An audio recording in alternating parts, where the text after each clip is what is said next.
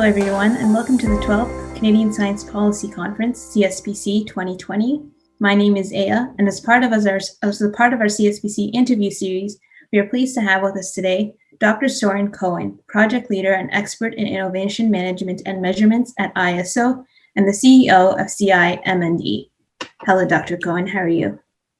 Fine, thank you. I'm looking forward to a good interview and a great conference later on in November.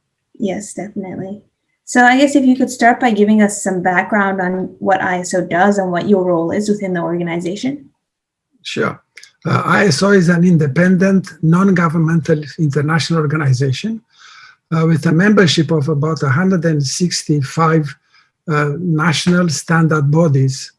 What it does, it brings together experts to share knowledge and develop voluntary, consensus-based, market-relevant international standards that support innovation and provide solutions to global challenges. In the 1950s, the emphasis from a management point of view was on project management. Since the 1980s, it is very much on quality management.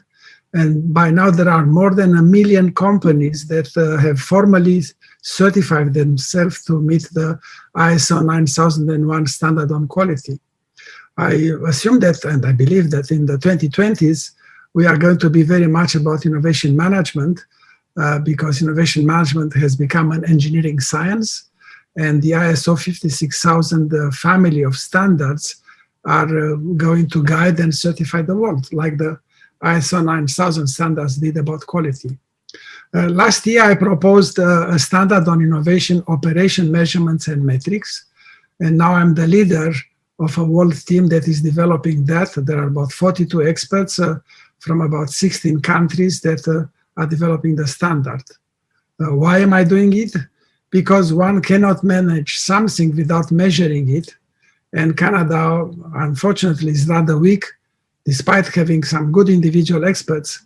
It's weak when it comes to measuring in a meaningful time the innovation progress, both in terms of businesses as well as in terms of government and not-for-profit organizations that are focused on social innovation. So what do you think are some of Canada's major challenges in the upcoming years with respect to science and innovation? And how can we move forward to overcome some of these problems? I wish you did not ask me that question, because once I start, it's difficult to stop me. The point is that Canada has invested a lot in science and basic research. We have the largest percentage of people with university degrees in the world. We invent well, and we publish a lot of scientific papers for the entire world to learn. But there is always a but. But Canada innovates poorly in terms of economic success in world markets. The 2020 Bloomberg Innovation Index places Canada at number 22, and the 2019 World Economic Forum placed Canada at number 14 in matters of global competitiveness, below countries that have much fewer natural resources than Canada does, but they have the brains and the knowledge to compete better. Actually, the World Economic Forum placed Canada number 20 in entrepreneurial culture and number 28 in commercialization. And look at what the biggest mistakes Canadian companies make. Number one, about 50% don't build something that nobody wants. Number two, they hire poorly. Number three, they lack focus. They chase investors more than they chase customers. And number four, they fail to execute sales and marketing. And that's a no-no. That's the problem. And why is that? Because Canada has an innovation management gap. Not an innovation gap, an innovation management gap. A fact which I, together with Waterloo Universities and the participation of NRC and BDC and EDC and the Conference Board of Canada and all the major industry associations have demonstrated through a major industry study in 2011. Following that, the Conference Board of Canada created a Center for Business Innovation, which for 6 years did study after study on all aspects of innovation in businesses in Canada. And it came to the conclusion that despite the usual demands for more money, lack of innovation investment is not the fundamental Canada issue. The fundamental issue for Canada is innovation management, which requires, number one, leadership that nurtures an entrepreneurial culture, and one that pursues innovation competitively, comprehensively, and methodically with the right metrics to ensure value. Therefore, Canada should consider innovation management a critical science and train its key people on it, both businesses and government managers, as well as next generation of scientists and managers who are going to be the creators and managers of new companies in the future. And remember, the benefits go not to the countries that launch more companies, we do a lot, we do that very well, but to those who know how to scale these companies and help them become sustainable. Canada should also make investments conditional on assessed innovation management know-how. So you spoke a lot about innovation management. What role do you think government can play to help foster and advance some of the innovation and kind of keep it here in Canada? And how does science policy play a role in these instances? Okay, let me continue my being on my platform here, and thank you very much for the opportunity. Governments as well as businesses need to understand that, number one, innovation is the engine of evolution, of growth, and of competitive advantage. They have to understand that while research is the transformation of money into knowledge, innovation is the transformation of opportunities and ideas into tangible values where it matters, in the market and in society.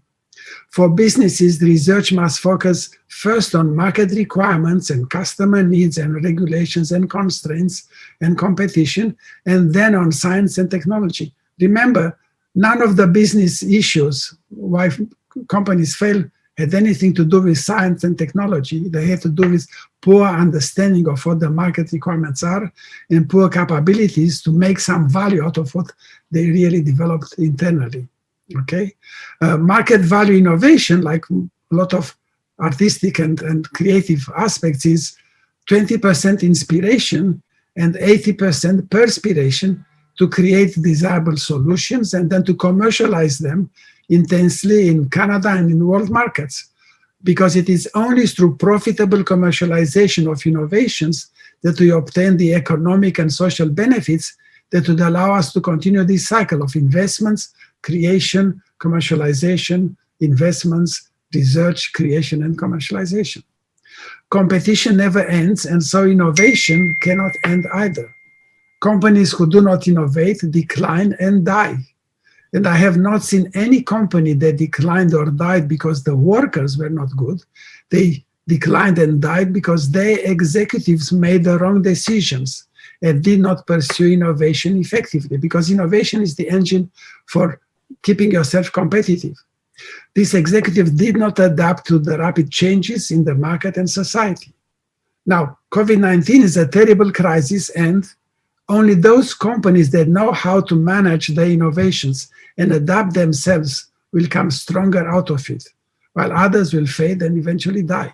So we do not want Canada to decline, so what should we be doing? And there is a lot that we should be doing.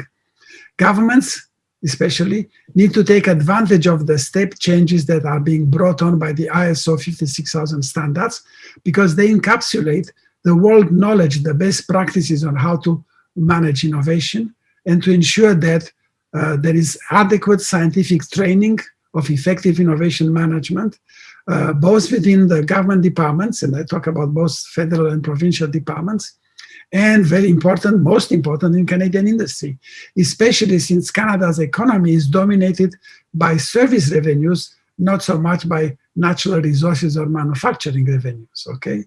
And a lot of the science research is focused on manufacturing and technology and resources, and not much is focused on the service economy, which is becoming more and more critical for Canada.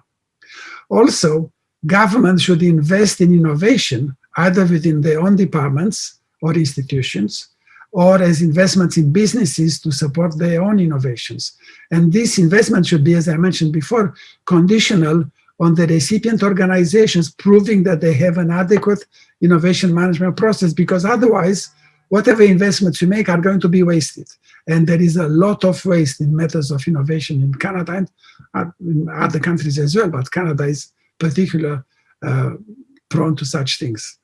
Other country governments already have started to assess innovation management capabilities for any organization that is requiring investments from the government. So the question is, will Canada do the same, and when will it start to do it again as well?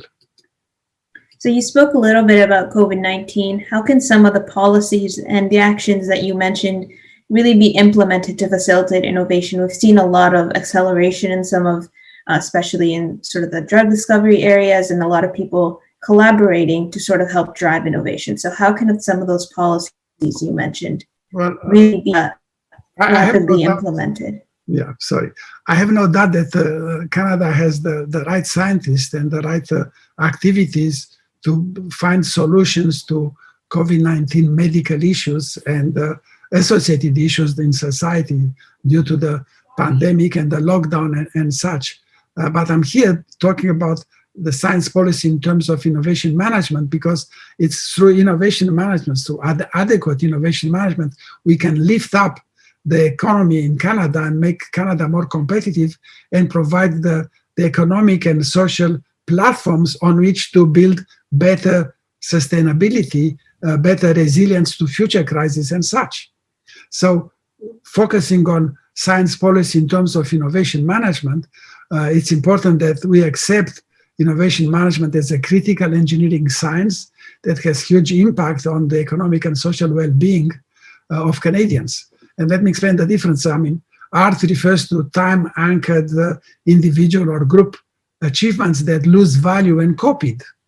Science provides reality-based knowledge that has value precisely because of its power of predictability and wide and repeatable application. Engineering science, and I call innovation management and engineering science, offers science-based methodologies, processes, and tools for efficient building of things that have lasting value and lasting usage. So that's what we want to achieve in Canada. So Canadian science policy must adopt a comprehensive and consistent view and treatment of innovation management science across various federal and provincial government departments. And because innovation is important everywhere, and the management of innovation in governments should be handled scientifically with clear responsibilities and accountability.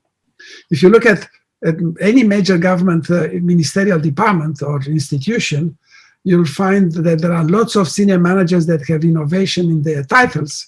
But then if you check if those organizations have any real system of innovation management, you'll find out that very few of them, if any, do that. So science policy should initiate a remedy to that situation.